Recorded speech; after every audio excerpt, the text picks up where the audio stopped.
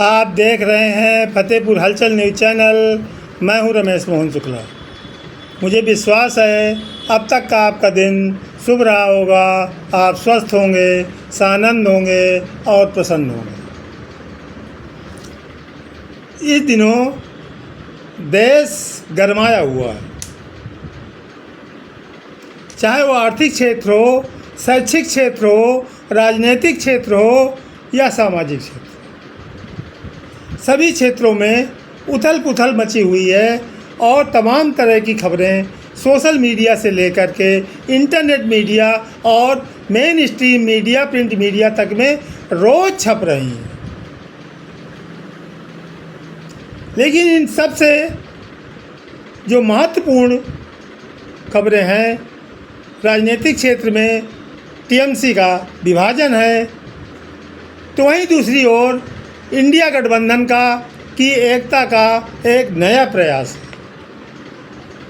शैक्षिक क्षेत्र में जिस तरीके से पिछले दिनों नीट परीक्षा जैसी महत्वपूर्ण परीक्षा का पेपर लीक आउट हो जाना, उस परीक्षा को रद्द कर दिया जाना और पुनः परीक्षा की घोषणा कर दिया जाना, इसके साथ ही सीबीएसई बोर्ड में जो कक्षा 12 का परीक्षा फल आया, उसने सीबीएसई बोर्ड के 50 लाख छात्रों में आक्रोश भर दिया है।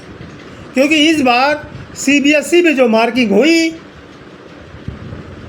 जो नंबर अलॉट किए गए, वो ओएसएमआर पद्धति से किए गए, जिसके बारे में तमाम लड़कों को आपत्ति हुई। उन्होंने परिवाद दाखिल किया, शिकायत किया और उसके बाद जब तमाम तरह के आंदोलन हुए, तब केंद्र सरकार हरकत में आई और परसों सीबीएसई बोर्ड के सचिव और अध्यक्ष का ट्रांसफ़र कर दिया गया। नीट परीक्षा के जो प्रश्न पत्र लीक हुआ, उसके किसी भी उत्तरदायी अधिकारी के खिलाफ कोई कार्रवाई नहीं हुई, जबकि इस देश का करोड़ों नौजवान, इस देश के शिक्षा मंत्री धर्मेंद्र प्रधान का इस्तीफा मांग रहा है। सबसे जो एक अनूठी बात है, इस आंदोलन में विपक्ष कहीं दूर दूर तक दिखाई नहीं पड़ रहा है। कुछ प्रांतों में कांग्रेस के प्रदर्शनकारी जरूर दिखाई पड़े, लेकिन जो ओवरऑल पूरे देश में जो माहौल बना, वो बनाया काकरोच जनता पार्टी ने। और काकरोच जनता पार्टी के फाउंडर अभिजीत ने 2 दिन पहले ये घोषणा की कि मैं 6 तारीख को भारत वापस आ रहा हूँ और जंतर मंतर पर भारत के शिक्षा मंत्री धर्मेंद्र प्रधान का त्याग पत्र लेने के लिए आंदोलन का आह्वान कर दिया। इस आंदोलन में जुड़ गए लद्दाख के बहुचर्चित, बहुप्रसिद्ध पर्यावरणविद, शिक्षाविद, वैज्ञानिक सोनम वांगचुक, जिनको अभी कुछ दिनों पहले ही केंद्र सरकार ने अनायास यूपीएपी लगा करके राजस्थान के जेल में डाल रखा था और बाद में हाई कोर्ट, सुप्रीम कोर्ट ने उस केस को निरस्त कर दिया, जिससे आजकल वो बाहर है। इस देश में जो स्थिति बनती दिख रही है, वो कमोबेश वैसी ही बनती दिख रही है जैसे 1973-74 में लोकनायक जयप्रकाश नारायण के आंदोलन के समय बनती दिखी थी।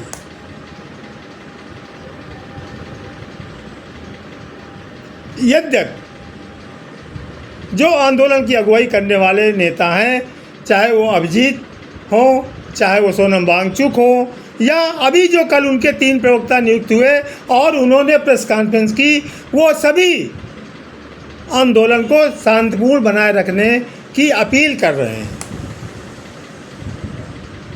लेकिन शांतिपूर्ण आंदोलन तभी संभव है जब उस पर हिंसा का प्रयोग न किया जाए।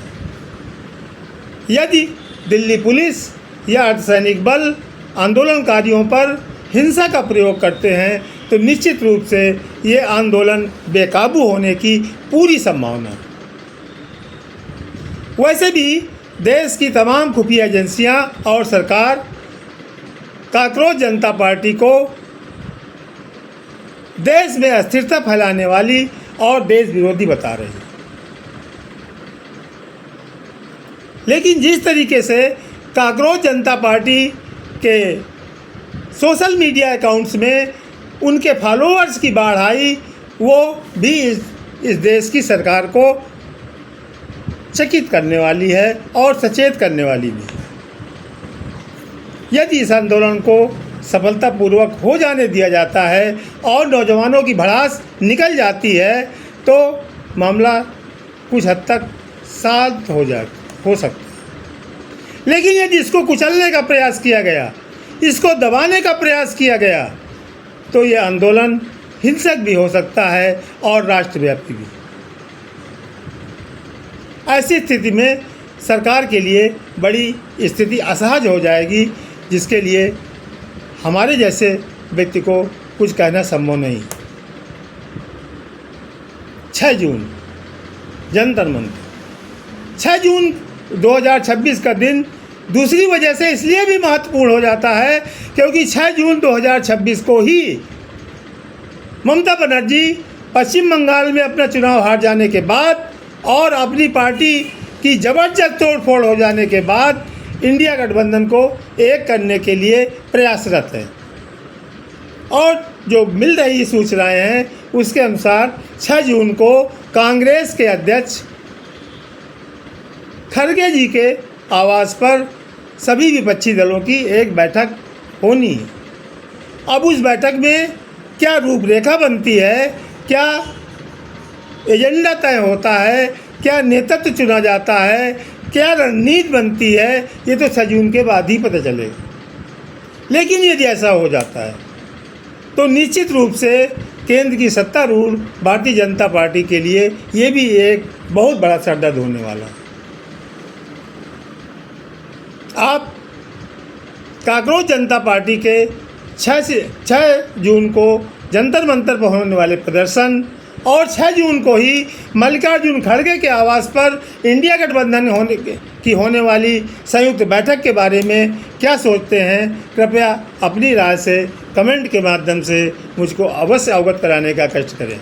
एक निवेदन मेरा और है, यदि अभी तक आपने फतेहपुर हलचल न्यूज़ चैनल को सब्सक्राइब नहीं किया है तो मेरा अनुरोध है, बार बार अनुरोध है कि कृपा करके उसको फतेहपुर हलचल न्यूज़ चैनल को सब्सक्राइब कर लीजिए और घंटे की आकृति वाली बटन को टन से दबा दीजिए ताकि फतेहपुर हलचल में पड़ने वाली वीडियो का पहला नोटिफिकेशन आपको प्राप्त हो सके और इस देश में जो मीडिया के प्रति लोगों में अरुचि पैदा हो रही है वो साफ़ सुथरी खबरें, साफ सुथरे विश्लेषण आप तक पहुंच सके।